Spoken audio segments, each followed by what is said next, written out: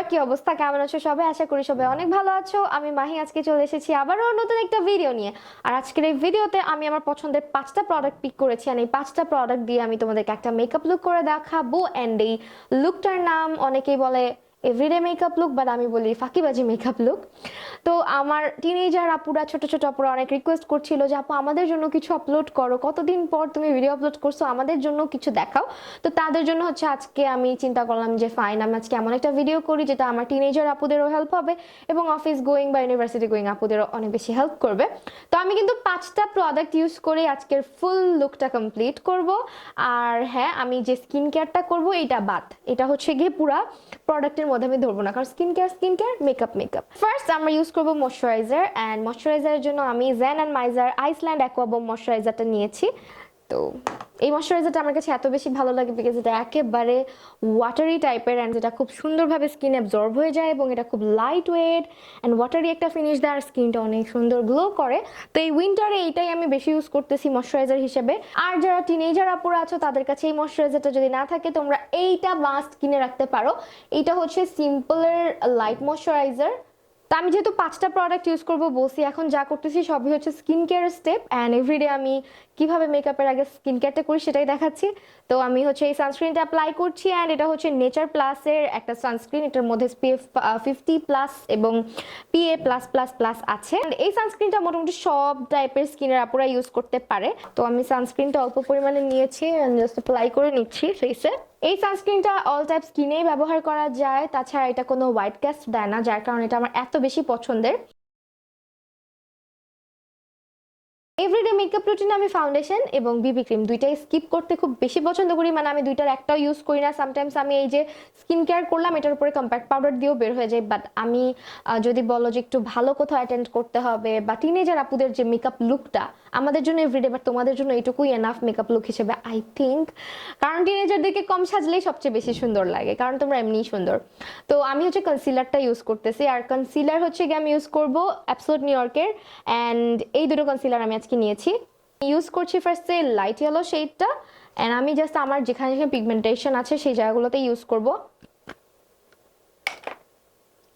খুবই অল্প পরিমাণে ইউজ করব, জাস্ট আমার যেখানে যেখানে দাগ ছোপ আছে সেই জায়গাগুলোতে। ফার্স্টে হচ্ছে ইয়েলো কালারটা ইউজ করে নিলাম আমার আন্ডার আই এরিয়া এবং আমার প্রবলেমেটিক এরিয়া, মানে আমার যেখানে যেখানে দাগ ছোপ আছে সেই জায়গাগুলোতে। অ্যান্ড নেক্সট লাইট নিউট্রাল যে শেডটা, এটা আমি ইউজ করছি। আর এটা আমি জাস্ট মিক্স করে ইউজ করব, খুবই লাইট অ্যামাউন্টে ইউজ করছি। তো এই দুটো শেড মিক্স করলে খুব সুন্দর একটা টোন আসে। এটা আমি এখন ব্লেন্ড করে ফেলবো একটা বিউটি স্পঞ্জ দিয়ে। তোমাদের স্কিন যাদের আরো বেশি ডার্ক সার্কেল বা পিগমেন্টেশন আছে তারা চাইলে এখানে অরেঞ্জ কারেক্টারটা ইউজ করতে পারো। আর কারেক্টিং কিভাবে করতে হয় এটার ফুল ডিটেলস আমার ইউটিউব চ্যানেলেই দেওয়া আছে, এই সম্পর্কে একটা ভিডিও, তোমরা চাইলে চেক আউট করতে পারো। কনসিলার ব্যবহার করা শেষ, এখন হচ্ছে আমরা সেকেন্ড প্রোডাক্টে যাব। আর সেই জন্য তোমরা কম্প্যাক্ট পাউডারও চুজ করতে পারো, যেমন আমি এভরিডে লাইফে যখন ইউজ করি, যখন আমি কনসিলার না ব্যবহার করি তখন আমি এই কম্প্যাক্টটা ইউজ করি। অ্যাজ তোমরা অনেকে কম্প্যাক্টের সাজেশন চাও, এইটা হচ্ছে জে ক্যাটের কম্প্যাক্ট পাউডার। অ্যান্ড এটার এমন একটা কভারেজ ভাই, এটা পুরো ফুল কভারেজ দিবে তোমাকে, এন্ড তোমার কোনো কনসিলারও লাগবে না। এটা জাস্ট তুমি তোমার চেহারা ইউজ করলে মনে হবে যে অলরেডি বেস করে রাখছো, এত বেশি ফুল কভারেজ এটা। আর এটাকে তোমরা ম্যাকের ডুব বলতে পারো, ম্যাক যে কম্প্যাক্ট পাউডার আছে সেটার। আর আমি নর্মালি যখন কনসিলার বেস করি বা কনসিলারটাকে সেট করে মেকআপ করতে চাই, সেই সময় আমি যেটা করি একটা লুজ পাউডার ব্যবহার করতে বেশি পছন্দ করি। তো আমি হচ্ছে ফিটমির এই লুজ পাউডারটাই most of the time use করি, এটা হচ্ছে নাম্বার 10। আমি অল্প পরিমাণে জাস্ট লুজ পাউডার নিয়ে নিলাম, এন্ড এটাই আমি ইউজ করব। সিলার দিয়ে বেসটা করলে দেখা যায় যে কম্প্যাক্ট দিলে অনেক হেভি লাগে আমার কাছে, বা অনেক আন্ডার আই এরিয়াটা অনেক বেশি ড্রাই ফিল হয় আমার, দ্যাটস আমি কম্প্যাক্ট পাউডার দিয়ে সেট করি না। তো তোমাদের যাদের খুব বেশি অয়েলি স্কিন বা তোমরা ভালো একটা ম্যাট ফিনিশ চাচ্ছ, সেই ক্ষেত্রে তোমরা কম্প্যাক্ট ইউজ করতে পারো। স্পঞ্জটার সাহায্যে আমি যেখানে যেখানে কনসিলার অ্যাপ্লাই করেছি সেই জায়গাগুলোতে লুজ পাউডারটা অ্যাপ্লাই করে নিলাম। অ্যান্ড নেক্সট আমি যেটা করব, আমি এই ব্রাশটা দিয়ে জাস্ট পাউডারটা নিয়ে পুরো ফেসে অ্যাপ্লাই করে ফেলবো। তো আজকে ভিডিওর ফার্স্টে কিন্তু আমি বলছিলাম যে আমি 5টা প্রোডাক্টের বেশি ইউজ করব না, তাই আমি এই প্যালেটটা চুজ করেছি। অ্যান্ড এটা আমার বলতে পারো যে সব সময় অনেক বেশি ইউজ করা হয় এই প্যালেটটা, বিকজ এটার মধ্যে অনেক কিছু আছে। আমি তোমাদের একটু দেখাই, এটা হচ্ছে অ্যাবসোলুট নিউ ইয়র্কের ফেস প্যালেট। অ্যান্ড এখানে তোমরা ব্লাশ, হাইলাইটার, ব্রোঞ্জার, কন্ট্রাস্ট সবই পাচ্ছ।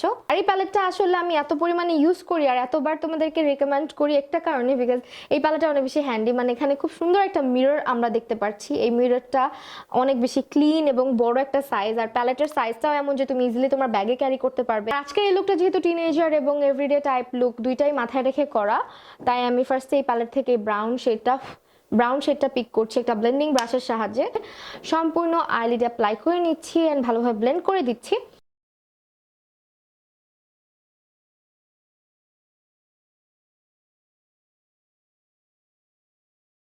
আর নেক্সটে আমি সেখান থেকে একটা শিমার কালার দেখতে পাচ্ছ, এই শিমারটা অল্প করে অ্যাপ্লাই করব। যদিও এভরিডে মেকআপ রুটিনে আমি শিমারটাকে স্কিপ করি, বাট আমি একটুখানি অ্যাপ্লাই করছি তারপরও, যেহেতু এখন উইন্টার এই শিমারটা হালকা করে অ্যাপ্লাই করলে দেখতে খুব কিউট লাগে। আর ল্যাশ লাইনেও আমি একইভাবে ব্রাউন কালারটা নিয়ে একটু ব্লেন্ড করে দিচ্ছি। এই প্যালেটটা দিয়ে চাইলে কিন্তু আরো সুন্দর করে আই লুক করা যায়। অ্যান্ড আমি আজকে সিম্পল একটা আই লুক করলাম। এখন হচ্ছে আমি আমার ফেসের ব্রোঞ্জারটা অ্যাপ্লাই করে নিচ্ছি। এই প্যালেট থেকে সেম কালারটা নিয়ে নিচ্ছি এই ব্রাশটা দিয়ে। আর এই ফ্লাফি ব্রাশটা ইউজ করছি এই কারণে, বিকজ এটা কম প্রোডাক্ট পিক করে এবং এটা দিয়ে ব্রোঞ্জার অ্যাপ্লাই করলে খুবই ন্যাচারাল একটা টোন আসে ফেসে। যেহেতু আমি বেস মেকআপ করি নাই, আমি যদি এক গাদা ব্রোঞ্জার অ্যাপ্লাই করে রাখি আমাকে দেখতে একটু ভালো দেখাবে না। সেম ভাবে নোজেও একটু অ্যাপ্লাই করে নিচ্ছি আমি ব্রোঞ্জারটা। ব্রঞ্জার অ্যাপ্লাই করে ফেললাম অ্যান্ড ডিফারেন্সটা তো তোমরা দেখতেই পাচ্ছ। ব্রঞ্জার অ্যাপ্লাই করার আগে আমাকে একটু একদম হোয়াইট বেশি লাগছিল, মানে পাউডারি বেশি লাগছিল, বাট ব্রঞ্জারটা অ্যাপ্লাই করার পর স্কিনে খুব সুন্দর একটা ওয়ার্মথ চলে আসছে অ্যান্ড দেখতেও কিন্তু খুব ন্যাচারাল লাগছে। তো এই কারণে আমি ব্রঞ্জারটা কখনো স্কিপ করি না, সেটা যত লাইট অ্যামাউন্টের মেকআপই হোক না কেন। তো আমি জাস্ট এখান থেকে এই ব্লাশটা অ্যাপ্লাই করছি।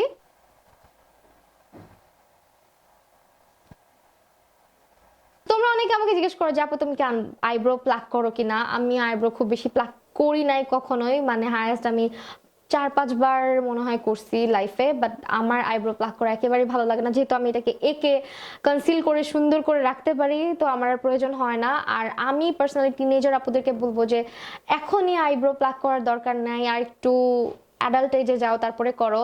আদারওয়াইজ দেখা যায় যে ন্যাচারাল যে বিউটিটা এটা নষ্ট হয়ে যায় তোমাদের। তো আমি যে আইব্রো প্লাক করি আমাকে দেখতে খারাপ লাগে না। তো আমি আমার এই আইব্রো নিয়ে অনেক হ্যাপি। দ্যাটস আমি আইব্রো প্লাক করি না। তোমাদের অনেকের কোয়েশ্চেন ছিল কেন করো না, আজকে বলে দিলাম। কথা বলতে বলতে ভুলে গেছি কোন মাস্কারা আজকে ইউজ করতেছি সেটা দেখাইতে।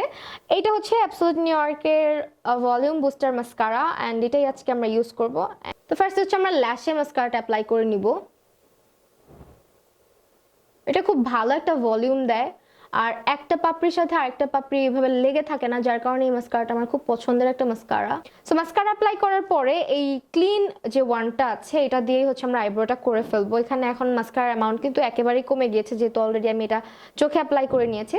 তো আমি আইব্রোটা জাস্ট করছি খুব ন্যাচারাল ওয়েতে অ্যান্ড হালকা হাতে ব্রাশের যে সামনের পোর্শনটা আছে এটা দিয়ে জাস্ট আমার আইব্রোর যে হেয়ারগুলো এটাকে ব্রাশ করে দিচ্ছি। তো মাস্কারাটা অলরেডি কিন্তু শুকিয়ে গিয়েছে এন্ড এখন হচ্ছে আমি এই কনসিলারটা নিয়েছি, কনসিলার দিয়ে জাস্ট আইব্রোটাকে কার্ভ আউট করে দিচ্ছি। তো মাস্কারা দিয়ে যখন আমরা আইব্রোটা করব, মাস্কারা যেহেতু একটু লিকুইড প্রোডাক্ট, তো এটা একটু শুকানোর জন্য আমরা টাইম নিব, দেন আমরা এটাকে কার্ভ আউট করে ঠিক করে ফেলবো।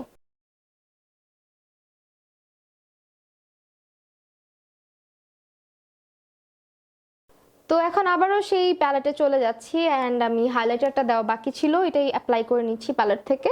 আমাদের দেশে যে পরিমাণে রোদের আলো, আমি চেষ্টা করি দিনের বেলা হাইলাইটারটা একটু কম ব্যবহার করার।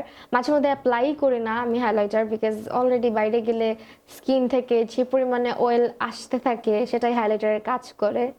তো আমি দিনের বেলা হাইলাইটারটা একটু কম ইউজ করতেই পছন্দ করি।